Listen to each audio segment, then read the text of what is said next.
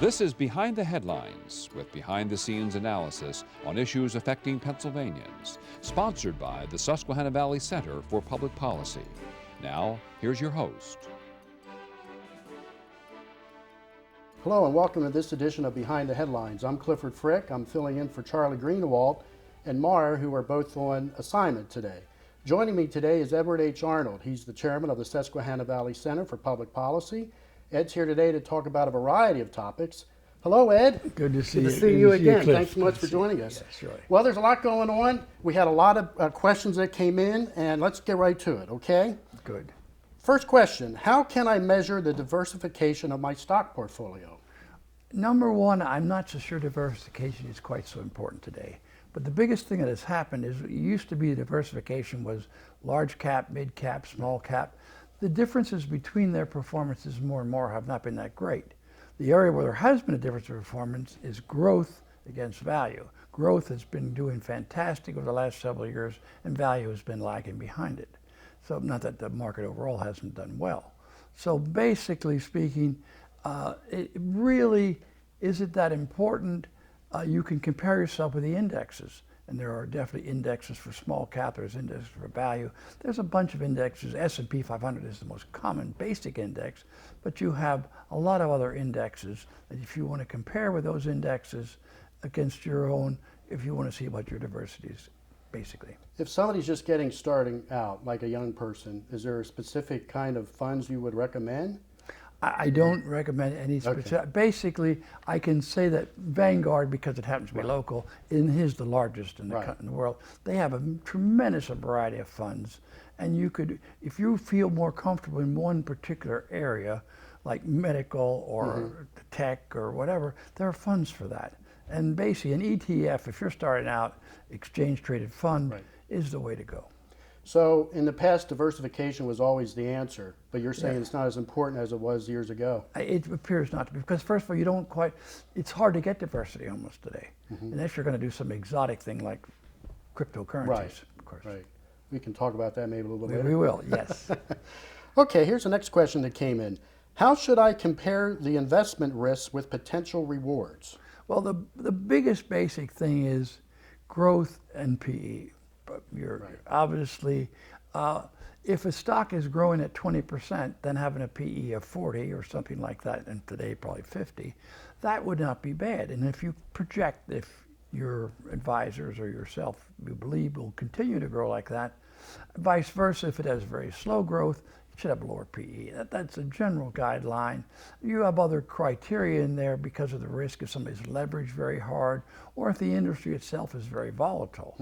But overall, the basic thing still is what is the growth of the company compared to what its PE is. And obviously you advise everybody to research the companies that they're investing in. Yeah, basically. Don't go well, basically, it's some sort of advisory service you can buy, which are a lot of money, that expensive. And, you know, to say that you can, and again, I'll admit, I didn't do it. I like Netflix, but I didn't buy it. I like the service. Now that was before the old net when you mailed, you know, that stuff. Right, the old days. So, but why didn't I?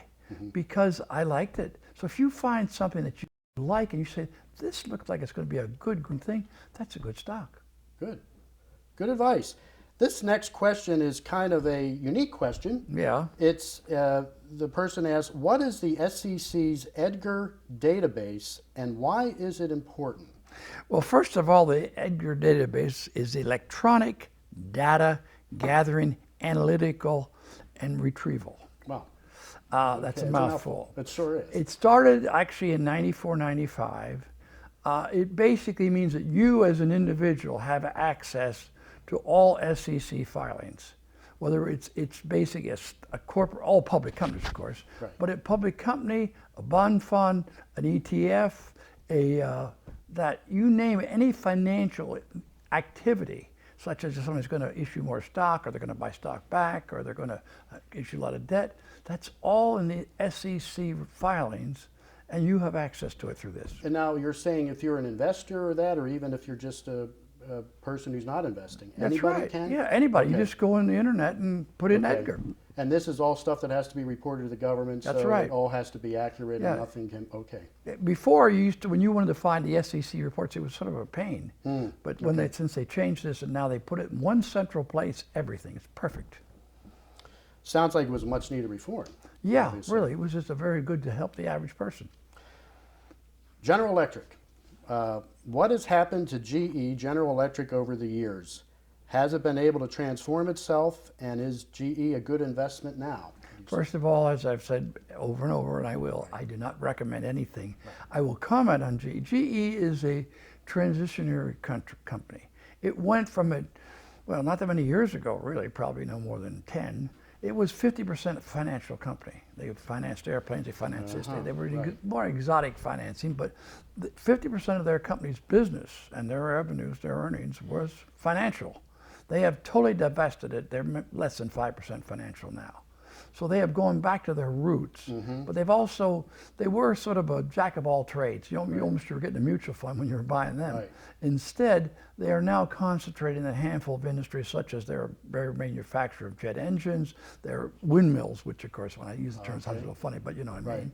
That, and they're in the medical area. That's their three biggest things. So there are some other smaller ones. So medical and energy with the windmills, Yeah. and then what their core basis was. They were the owners of NBC years ago too. I Yeah, believe. that's so they correct. totally got out of that. They got out of that. At one time, they owned they made freight engines, diesel. They sold that. They basically have simplified their company. Their sales are down substantially from what they were. They had tremendous losses. They now, last report, they made about $5 billion, but they had lost because of the reserves and so on. And this, they also insured healthcare facilities for old age. Right. Okay. And that was a big mistake. They said they didn't reserve it properly and therefore didn't charge properly. So are you saying they're transforming themselves in the correct way, do you think? They appear to, Because you yes. said they're in that process Yeah, it appears right to be. My concern is they have a lot of debt, even now with what they paid down. Sure. Well, we've been hearing a lot about the big tech stocks, Google, Facebook, Apple, Netflix. Yes, we call them the FANG. The FANG. The FANG, Oh, that's what okay. they're called. There we I go. don't know Yes. what that stands for, but that's what they call them. Will they be able to continue their successful stock market run?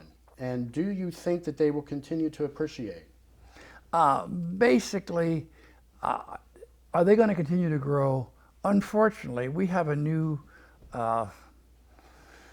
partnership, big government and big business. Correct.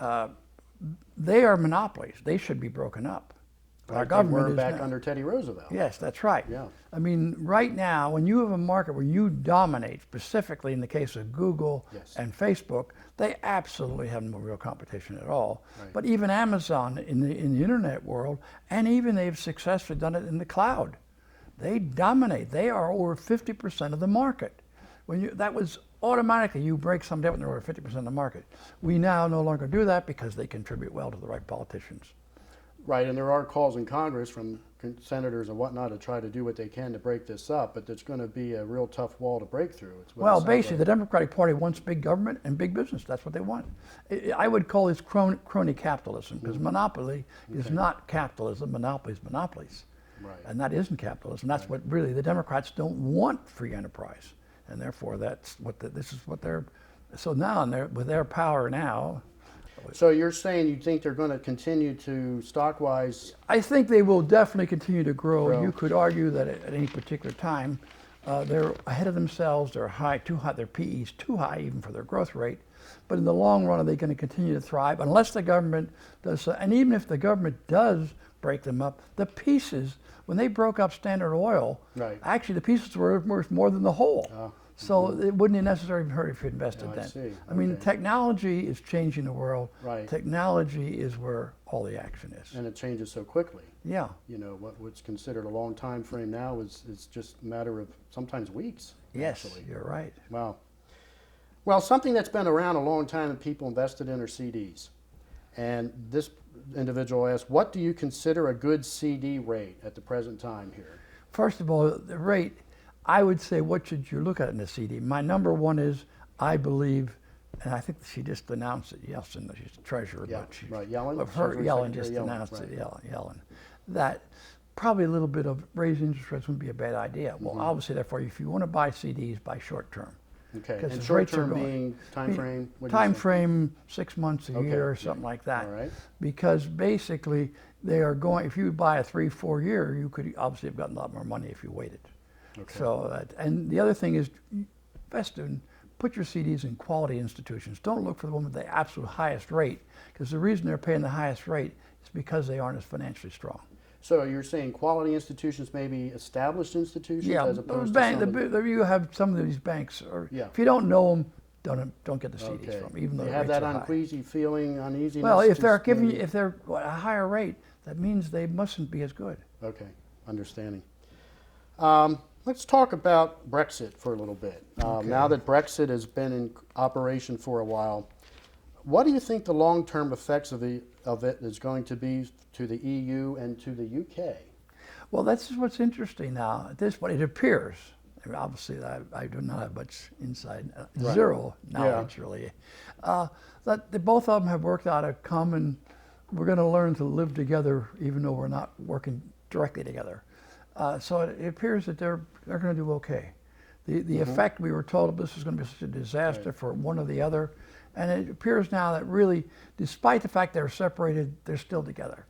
Okay. They aren't in control together. And I still don't understand the nitty-gritties, because there was a compromise, because Northern Ireland and Ireland had free trade between them. Of course, they had all of it.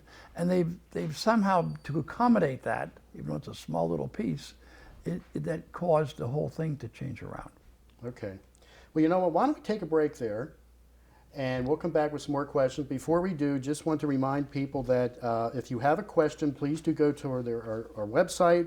It's susvalleypolicy.org, and the address is on the screen where you can submit questions for the Arnold Report at susvalley at susvalleypolicy.org. So we'll take a break, and we'll be back with more with Ed right after this.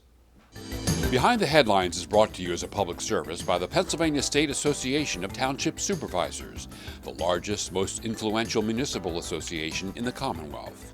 Since 1921, PSATS has been preserving and strengthening township government and securing greater visibility and involvement for townships in the state and federal political arenas. Covering 95% of Pennsylvania's land mass, townships represent 5.5 million residents, more than any other type of political subdivision in Pennsylvania. Additional underwriting provided by the Worrell Corporation Foundation, based in Carlisle, Pennsylvania, by the Edward H. and Jeannie Arnold Foundation, and by the Pennsylvania Manufacturers Association. Business in Pennsylvania is our business. Behind the Headlines is also supported as a public service by the Pennsylvania Highway Information Association, the go-to source to learn about transportation projects and issues. Visit pahighwayinfo.org. Hello, welcome back to this segment here of Behind the Headlines. Ed Arnold, who is the chairman of the board of the Susquehanna Valley Center, is our guest, giving us some great advice with financial matters. We're right back at it, Ed. How does an indirect rollover occur? Indirect rollover, first of all, you have direct and indirect, obviously. But the direct means that you roll it directly from one tax advantaged investment to another. They just send one to the other. Indirect means they give the money to you. Okay. And then you have 60 days to reinvest it, or you get all the penalties of pulling it out. Right. So basically, that is very simply, if you're going to do it, why you would do it, I don't know, because you only have 60 days. Yeah. So unless you have this need for this money for that short period of time, and then you're going to get it back into another investment that's tax advantaged, a Roth or one of those type things.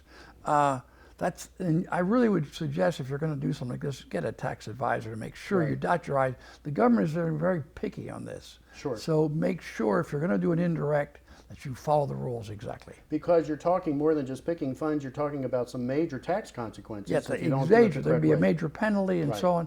It would be a so I don't know why you'd want to do it, but if you have a reason to do it, make sure you know all the rules, because the rules are enforced. Okay. The next question the viewer asks is regarding mutual funds, Ed.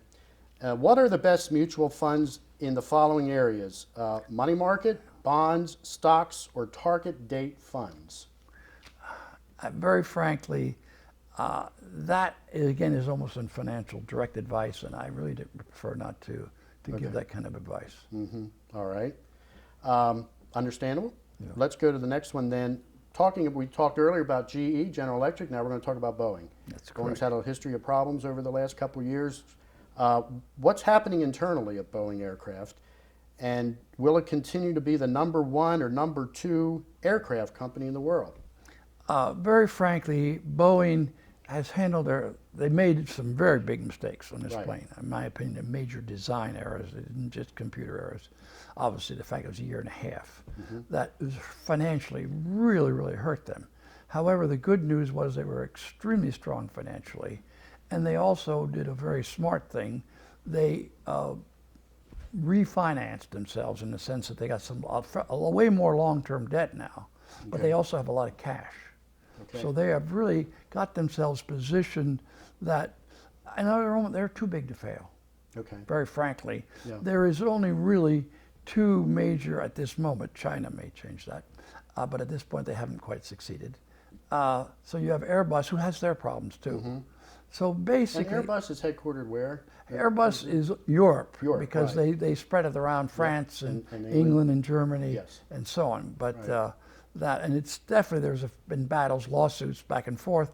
We subsidized certain ways Boeing. They subsidized heavily, in my opinion, Airbus. But the fact remains that that's the only two major manufacturers now. Okay. China is trying to get into the market, but that's still going to take time. And the others are very small companies. So there's the market. Airbus couldn't handle it all. Okay. So Right. I guess is that way to look at it. And really, they now seem to have gotten over their problems. Right. Their sales went from 100 billion down to 58 billion, Right. so they really dropped. They lost a And lot that of was not based with pandemic, right? You're saying it was nothing. That because was of the because issues of this, with the design the flaws. Supermax. Right. Okay. That they're whatever the Max is Mm-hmm. part of it. That was their more than 50% of their production was that one plane, Okay. and it was shut down for basically a year and a half because there was two major accidents. Because the plane was too difficult. They didn't train the pilots right. It was an extra. You had to pay an extra 10 million if you wanted to get your pilots to get the super duper training program, Wow. which is insane. You give everybody the lot super of duper money. training Right. program, especially in foreign countries. 10 million per pilot, 10 million no, per airplane. per airplane. Per airplane. Sorry. Sure. So basically, there were two times when one was Ethiopia and one was Indonesia, I think, but don't hold me to that. Right. That maybe they weren't the best trained pilots, but they didn't subscribe to this extra program. And there's more problems than that. The Right. plane had, it was sensitive. Okay. I'm going to say that. I think I'm not. And so therefore, would take really good training, and under some very adverse conditions, that sensitivity may throw the plane into a crash, which Sure. is what happened. So it's very specialized. So aircraft. basically, yeah. So overall, but that's past them now. Okay. They've now got it back on track. Their orders are coming in very nicely, and as I say, they've now got themselves this cushion with the cash they have. So they've refinanced themselves in a smart way. They still have a lot of equity. The company is a very strong, good company that does a lot of other things right. This isn't their only plane. Right. It was their biggest one. So I feel their future is okay. Their stock has been volatile. In the last 5 years, it's gone from 130 to 440. Right now, it's back to 240. But even recently, it was under like 190. Then it went to 250. Because anytime news comes out, it moves pretty drastically. Sure. So it's sort of a roller coaster. Is the company going to survive? Absolutely. Is it a good buy right now? I'm not going to comment. And I'm very frank, I don't know. Right. Because I don't know how long it's going to take them to, and with the whole airline industry right now, let's face it, the airlines have lost a lot of money too. Sure. So it's a complicated air situation. Right. Let's talk now about President Biden. Would you please give me your opinion of the long-term effects of President Biden's economic plan? His long-term effects is he's going to destroy the dollar. He absolutely is. He wants to have a partnership between big business and government and no other business. He's against free enterprise, in my opinion. His idea of debt, this MMT theory. What's MMT theory? for the viewers? Or? The viewers, I forgot. I did repeat it before. Okay. All right. It's. You're just saying it's a plan It over is debt. a theory that says basically you can print money indefinitely until you can't. Okay. They just don't know when the can't is. And so, Okay. as far as they're concerned, you can do it for a long, which we've been doing now. I mean, we're printing money like it's going out of style, and it hasn't affected the dollar. It hasn't caused inflation. It's starting to now, Right. but not really that badly. So overall, the attitude of governments throughout the world, and they blamed it on Corona, but they were doing it before Corona, so were we. But now we're on, I mean, this idea that he's just advocating a $6 trillion budget when we have $3 trillion of income. True. Obviously, he's just Right. saying that it doesn't matter. We'll just print, and we are literally. We're not issuing bonds. We're printing. And I use the term electronically, of course. In April, consumer prices rose 4.2%. That was the highest rate since the 2008 financial crisis. And inflation is a word that you're hearing again. Some people are even saying we might be going back to the Carter years when inflation was through the roof. Well, and very everything else. frankly, it would seem to me the basics of, there's a lot of different things, but two things are obviously material and labor. That's what you have. Right. Well, material right now, I don't care what it is, whether it's iron ore, whether it's aluminum, whether it's copper, any basic materials, the average index has gone up, doubled. Well, you know lumber has gone even worse than Absolutely. that. Now, lumber's supposedly going to start to Gonna come start down, coming but down, it's still right. astronomical. Therefore, it's going to affect simple thing, home building. Absolutely. Because everything goes into it. But the other thing is because of our government, by the way, this is something is unbelievable. According to the news today, I just repeated it. If you were a family of four and you were both working and now you've been both unemployed through the Corona situation, right. in the 5 quarters you would have gotten $109,000 tax-free money. Wow. Obviously, there's no incentive to work, and right Right, now, that's why we have Biden that. has just proposed we have another stimulus. They want to stimulate, and basically, what a lot of Democrats said, we should have indefinite stimulus, which means massive deficits. Exactly. Well, this is going to cause inflation because the people that are willing to work are going to demand more money. Right. Because why should I work when I get something for not working? Right. So therefore, I'm tempted, and I haven't done this, when I see different, like waitresses working. Yes. Why are you working? Right. You'd make way more money. I can't believe you wouldn't make more not. Right. So some people just basically have a work ethic that they're going to do what they feel is right. And they sort of feel that this is going to stop. Now, technically, on the 1st of September, I think Right. it is, There are. it's going to, part of it's going to stop. And some states, I think, have stopped some of that extra payment. Well, 25 states already have said you're going to have to try to look for a job, and if you don't get the job, you're not going to get the unemployment. Right. So really, right now, there is a pushback, but that's only half the states. Right. And I'm sure that's a lot of the smaller ones. Right. Because the only one that I think wasn't quite all. Vermont is the only consequential state. Well, actually, Vermont even has a Republican governor, for that matter. That's true. The number of states that have done this, that have cut it out, are almost all Republican-dominated states. Cyber currencies. That we got a lot of questions on, and I know that's something that you like to talk about. So, what are the hot new cyber currencies that are challenging Bitcoin? Well, first of all, we could talk. I think that one of the questions talk had about been China? about China. Yeah, there was a question about China. Let's talk about that. China is creating China its own basically- cyber currency. Yeah, China is it will going succeed? to, has been, according to what I've read, they have started pilot projects on cyber currency in different provinces, or whatever they call them, and cities and so on. So they've been working on this for 5 years. China is definitely going to have a cyber currency, and yes, it's going to be successful, and it's going to attack the American dollar, besides our deficit nonsense. So overall, will there be a cyber currency in China? That was the question. The answer is yes. Will it be successful? In my opinion, yes. Exactly when this is going to happen, I think it may happen fairly soon. The thing is, China has to design a cyber currency they can trace. They're not going to let you just, that's the big advantage of cyber currency. No, not Bitcoins. Bitcoins, actually, there is a way they can sort of check on them, but the others you can't. So therefore, and that's the big question right now as far as investing in cyber currency is, when China gets cyber currency, first of all, we will, as usual, follow China, that we will also, and so most sovereign countries, I think, eventually are going to be cyber currencies. Well, how is that going to affect the dominance of the dollar or the whole currency relationship? Or will China, because they are the first person, giant person on the block. There is one, can't remember the name now, but I saw. Another, you mean another country? There's one little country right now that has cyber currency okay, right now, so, all but right. it's a little island with 100,000 Okay, people. I right, don't remember its yeah. name. But Elvis, that was nothing. I mean, right now, just to jump right into the cyber Right. currencies, there are 5,350 cyber currencies. Wow. Now, that is very deceptive because you've got two of them, Bitcoin and Ethereum, are 50% of the value of cyber currencies. I did a little nonsense in the sense that these two are 700 billion, 300 billion, approximately. I mean, Right. They move around, as you well know.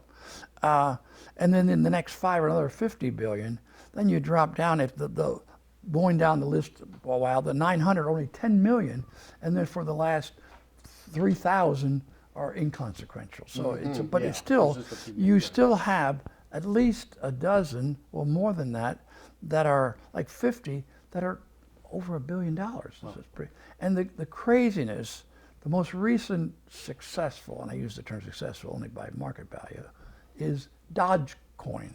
Dog, not Dodge, dog. Dog. And Okay. it's nothing.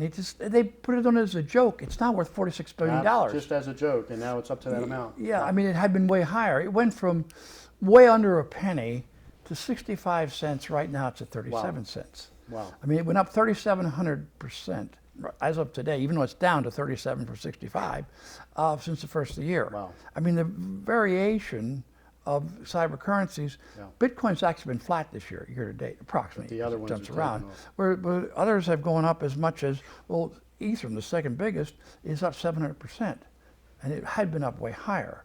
Ethereum was up to 4,000. It was at 2,700, went up to 4,000. Wow. And now it's 270, now it's at 2,700. Thank you so much, Ed. There's a lot more we can talk about with cyber currency. I'm sure we will next time, but we're out of time. Thank you so much for joining us. We'll see you next time on Behind the Headlines.